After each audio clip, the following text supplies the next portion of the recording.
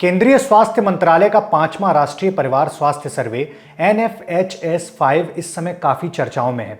इसके जरिए प्रजनन दर, महिलाओं के खिलाफ हिंसा, घरेलू हिंसा जैसे कई महत्वपूर्ण मामलों को लेकर चौंकाने वाले आंकड़े सामने आ चुके हैं।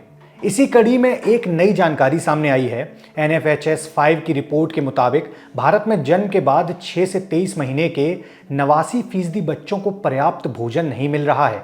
उनके पोषण को लेकर यह एक बेहद चिंताजनक स्थिति को दर्शाता है। स्वास्थ्य मंत्रालय के चौथे NFHS में यह आंकड़ा 90.4% था। 5वां सर्वे बताता है कि इस श्रेणी के बच्चों को आहार मिलने की स्थिति में थोड़ा तो सुधार हुआ है, लेकिन यह बहुत ही कम है। इंडियन एक्सप्रेस की खबर के मुताबिक NFHS की रिपोर्ट में 2 साल की उम्र तक स्तनपान और गैर स्तनपान वाले बच्चों के आहार पर ध्यान दिया गया है। इसमें पाया गया है कि 2019-21 के दौरान स्तनपान वाले 6 में से 23 महीने के 88.9% बच्चों को पर्याप्त आहार नहीं मिल पाया। वहीं 2015-16 के सर्वे में यह आंकड़ा 91.3% था। इसी तरह 2019-21 के दौरान बिना स्तनपान वाले 6 से 23 महीने के 87.3% बच्चों को पर्याप्त आहार नहीं मिल पा रहा था। पिछले सर्वे यानी कि चौथी NFHS रिपोर्ट में यह आंकड़ा 85.7% था। इस तरह इस श्रेणी के बच्चों को उचित आहार ना मिल पाने में बढ़ोतरी हुई है।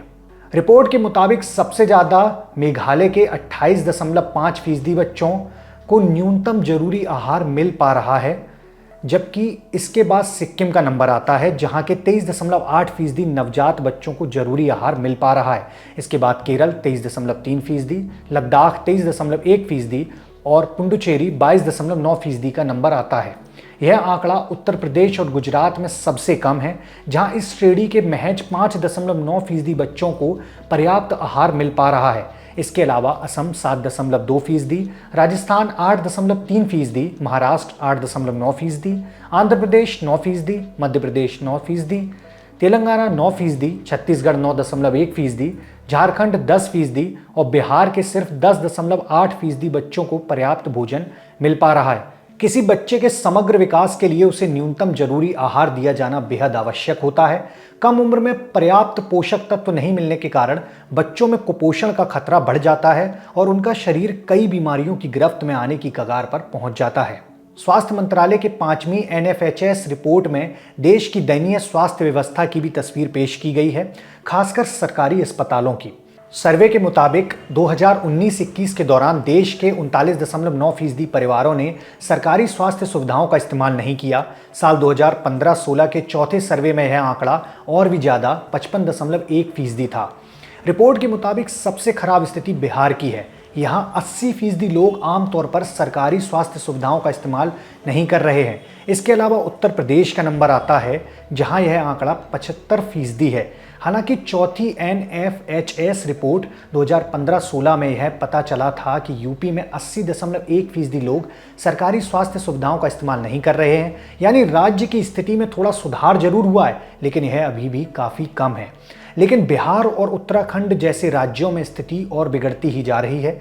पिछले सर्वे में बिहार के 77.6% लोग इन सरकारी स्वास्थ्य सुविधाओं का इस्तेमाल नहीं कर रहे थे, जो कि अब बढ़कर 80.2% हो गया है। इसी तरह उत्तराखंड में पहले 50.5% लोग इन स्वास्थ्य सुविधाओं का इस्तेमाल नहीं कर रहे थे, जो कि अब बढ़कर 55.7% हो गया है। रिपोर्ट में इस बात की भी जानकारी दी गई है कि आखिर क्यों लोग इन स्वास्थ्य सुविधाओं का इस्तेमाल नहीं कर पा रहे हैं। इसमें सबसे बड़ी वजह यह है कि इलाज की स्थिति ठीक नहीं है। प्रमुख कारणों और उनके चलते स्वास्थ्य सुविधाओं का इस्तेमाल ना करने वालों का आंकड़ा आप स्क्रीन पर देख सकते हैं। स्वास्थ्य सुविधाओं का ठीक ना होना 47.6%, इंतजार में समय जाना 45.7%, नज़दीक में अस्पताल ना होना 40.2%, स्वास्थ्य कर्मियों का उपस्थित ना होना 15%, अनुकूल सुविधाएं ना होना 25.3%। रिपोर्ट के मुताबिक 2019-21 के दौरान ग्रामीण क्षेत्र के सिर्फ 51.7% और शहरी क्षेत्र के 46.9% परिवारों ने सरकारी स्वास्थ्य सुविधाओं का इस्तेमाल किया है।